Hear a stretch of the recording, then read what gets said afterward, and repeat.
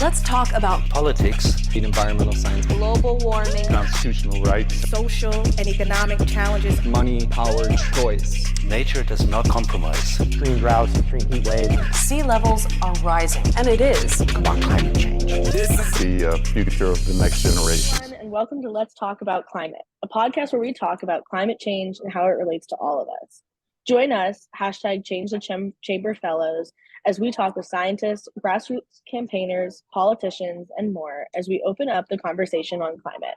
I'm your host, Erika Pietrzak. We are joined today by Dionna Brown from Young, Gifted, and Green. Formerly known as Black Millennials for Flint, Young, Gifted, and Green is a national environmental justice and civil rights organization dedicated to uniting like-minded entities to combat the crisis of lead exposure, particularly prevalent in African American and Latinx communities across the United States. Their origins trace back to a programming initiative within the Thursday Network, Greater Washington Urban League professionals, spearheaded by Latricia Adams, the founder, president, and CEO of Young, Gifted, and Green. Their inaugural endeavor involved supporting the Buffalo Urban League Young Professionals chapter and soliciting donations for a Flint service trip. Together, they facilitated the collection of over 170 water donations. For this collective effort of Black millennials, they officially blossomed into a movement on February 10th, 2016. Thank you so much for joining us, Dionna. So February is Black History Month, and we are excited to have you on as our guest for our Black History Month episode. America has a long history of racism, with actions like redlining leaving a lasting legacy that has resulted in environmental racism across the country. Majority Black places like Flint, Baltimore, and Memphis suffer from higher rates of pollution and environmentally related problems. Could you tell our listeners a little bit more about the history of environmental racism in this country and why your organization started to address these issues? Yeah, thank you, Erica. Environmental racism refers to the disproportionate exposure of minority and marginalized communities to environmental hazards, pollutants, and toxins compared to more affluent or white communities. This issue has deep historical roots in the United States, dating back to policies and practices that intentionally place polluting industries and waste facilities in or near low-income communities, and specifically communities of color, Black, brown, and low-income communities. One of the earliest examples of environmental racism can be traced back to the early 20th century, when zoning laws and housing policies systematically segregated communities based on race, regulating minority groups to areas where poorer environmental conditions. This led to the creation of neighborhoods with limited access to clean air, water, and sanitation infrastructure. During the Civil Rights Movement, activists began to draw attention to the environmental injustices affecting minority communities. One notable example is the case of Warren County, North Carolina, where in 1982, a landfill containing toxic PCBs were planned to be built in a predominantly Black community. Despite protests and legal challenges, the landfill was ultimately constructed, highlighting the intersectionality between environmental issues and racial discrimination. And I always like to say that is where the environmental justice movement was built, with the grandfather, Dr. Robert Bullard. So in the late 20th and earlier 21st centuries, environmental justice movements gained momentum, prompting the establishment of organizations dedicated to addressing environmental racism and advocating for equitable environmental policies.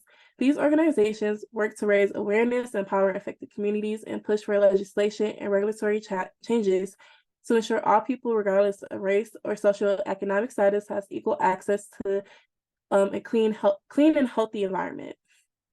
As for why our organization started to address these issues, it is important to recognize that environmental justice is linked to social justice.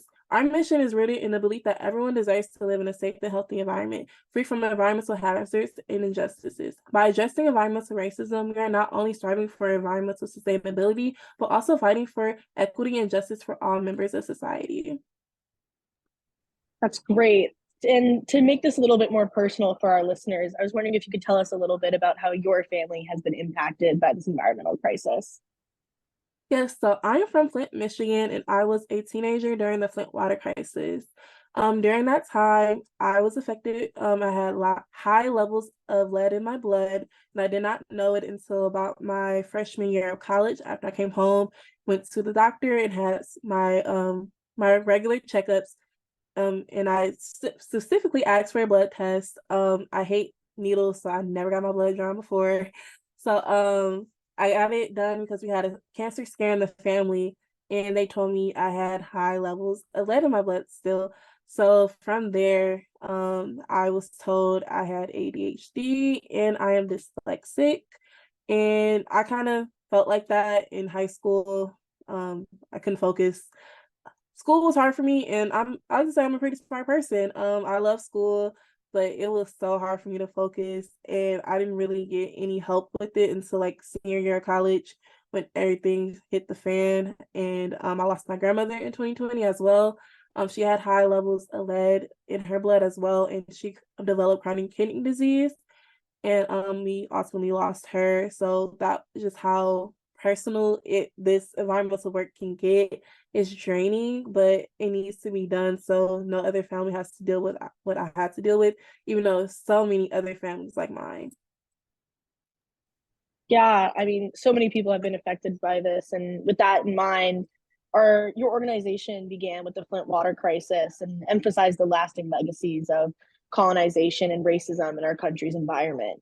How does your organization work to decolonize environmental issues, and what can other organizations, both climate related and not climate related, do? So our organization recognizes that decolonizing environmental issues involves acknowledging and addressing the historical ongoing impacts of colonization, imperialism, and systematic racism on land use, resource management, and environmental policy. So here are a couple ways that we are working towards decolonization. So we center Black and Brown knowledge and perspectives. We know that Black and Brown people are the experts of their community. They don't need anyone else telling them what is wrong with their community. They live there every day. So we really put emphasis on their voice and lifting their voice up. We also advocate for Black and Brown rights. We specifically work with Black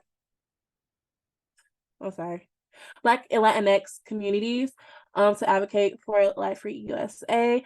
We address environmental racism, and we also build coalition and solidarity. We love working with other organizations, making sure we all have the capacity to do this work, because like I said, this can be draining, but it needs to be done so everyone can live in a lead-free USA.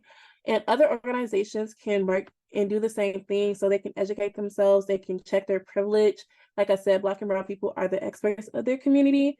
So just because you have a degree does not make you an expert in anything, especially if you do not live there. So really just centering their voices and what they want for their community.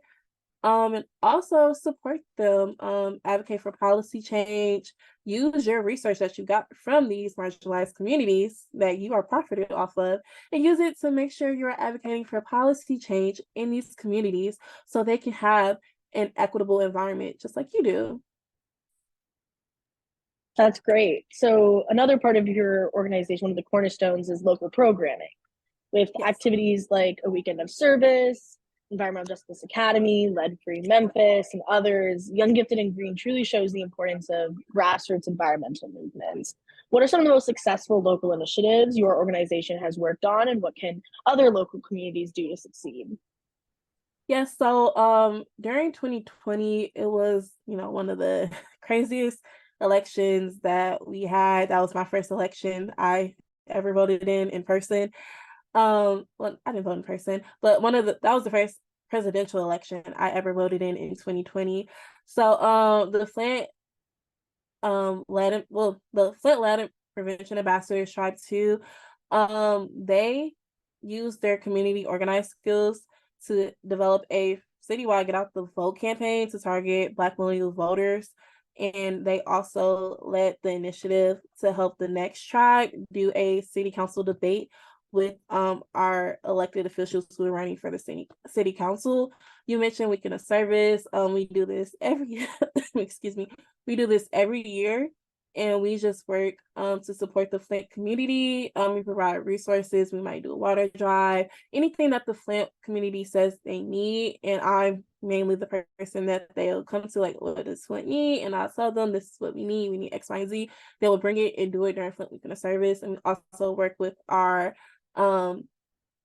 adopted schools that we have with the Flint All Neighbors Northside Educational Investment Program. Like I said, we adopted 3 schools on the north side, Brownell STEM Academy, Eagles Nest Academy, and Home STEM Academy. And we just use this to make sure that the schools have what they need, be a partner, and also do any weekend of service. Every weekend of service that we do, we also do it at the schools to make sure the kids are, they have fun and safe activities to do, but also educational activities. So they love soil testing and water testing and seeing if their water at school has lead or even if their soil has lead. Those are awesome. Your organization tackles so many issues across the country. And so I was just wondering if you could talk a little bit about what are some current initiatives you're working on and what can our listeners do to support you all? Yeah, so right now we're working on our third annual summer camp, and I can't believe it's our third one because this is what I lead. So yeah, we're working on our third annual summer camp with our youth in Flint. And way you can support us, you can, if you're in Flint or in Michigan, you can be a volunteer. You can let us know. And we're also working on our Flint Weekend of Service that will be during the time our summer camp will be. So like I said, you can become a volunteer, you can donate, you can send any resources that you have that you want us to give out to the youth or to the community as a whole. And yeah, and also we have our barbershop talks that we have with our Black Male Initiatives national director. He has different barbershop talks in Memphis, DC, Baltimore, and Flint. And he goes to the barbershops to meet people where they're at, so specifically Black men, and tell them what's going on in the community and what's going on nationally and what they can do and what their concerns are with the climate crisis, especially in environmental justice in their community. That's great. That leads us to our final question. We at Change the Chamber at changethechamber.org love to empower youth to become involved in solving our climate crisis and improving our environmental quality. What can the youth in our country do to get involved in environmental justice? Tell your story. It is so much power in the tongue. And honestly, if you come from an environmental justice community, share your story. Tell them what you are going through. Tell them what your family is going through and what we can do to better support you. I know once I got to college, I started telling people like this is what Flint is and this is what we need. But also put respect on your city. Make sure they respect your city and they don't just know your city as an environmental justice issue. So make sure they know what's going on. Educate, like I said, educate others. Maybe you want to start your own club or organization at your school advocating for environmental justice, or like I said, joining that club that's already on campus, but making sure that your specific community is being targeted so you can help them. You can go home from college and help your community like I did. You advocate for policy change. So especially if you live in DC or you live in your state capital and you go to school in your state capital, go to your elected officials, go to their office. They work for you, not the other way around. You let them know what's going on and what they can do to make sure they're advocating for you because you elected them. Like I said, they work for you. And then also make sure you're telling other youth what's going on so you can build a coalition and you have all these voices. So we need Gen Alpha, we need Gen Z, I'm Gen Z. We need, all of us need to work together because we are dealing with this climate crisis. The people, they're in power now. I hate to say this, it sounds ageist, but they're old. They gave us this climate crisis and we have to deal with it because they're not doing anything about it. So it's up to Gen Alpha, Gen Z, and millennials to fix this problem so we can have a planet and an environment in 10 years. That's very well said. Once again, thank you for joining us. It was such a pleasure to get to know you and hear about what environmental justice is and what we can do.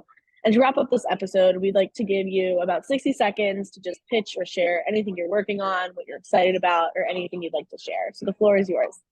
Okay. So I'm currently in graduate school. I graduated in May. Yay, clap for me if you're listening. And I just love doing my research. I love working on other projects. And right now I'm working on my project specifically focusing on Detroit community. My family is originally from Detroit.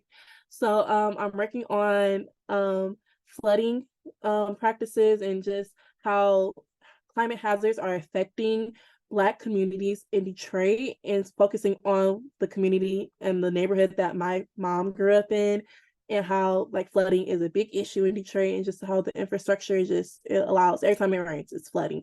So I'm working on that right now, and I'm also working with the Flint Youth EJ Council, and we're working on our project for the APHA conference in October. That's very exciting. Again, thank you again so much. And to our listeners, thank you for listening to this episode of Let's Talk About Climate. Check out Dionna's work at Young Gifted and Green by visiting younggiftedgreen.org. Before you go, don't forget to like us, subscribe, and rate us 5 stars on your podcast platform. It really helps us out. Follow us on Instagram at Let's Talk About Climate Pod and Twitter at Talk Climate Pod. And check out our website, changethechamber.org. You can find all these links we talked about today in the description. With that, this was Let's Talk About Climate. Thanks for joining us and have a nice day.